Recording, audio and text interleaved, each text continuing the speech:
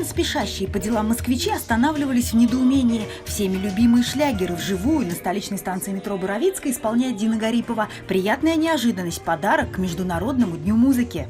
Мы с семьей шли, жена осталась, слушала, и это просто приятно. Приятно, а еще интересно и увлекательно, особенно для юного поколения москвичей и гостей столицы. Станция метро центральная возле Красной площади, а потому и поток туристов здесь активный.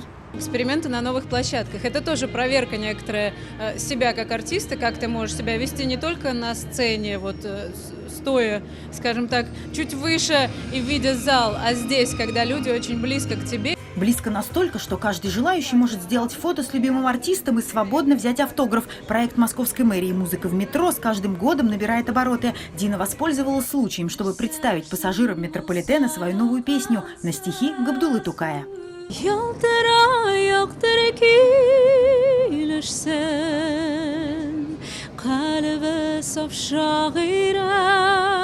Приятно было, что она испела и те песни, которые мы знаем, и новую, и свою песню на татарском языке. Ведь не важно, какой язык. Важно, что эта песня называлась «Душа» и проникла к нам в душу. Дина Газалиева, Виталий Лукьянов, Александр Ярошов, Марат Закиров, ТНВ, Москва.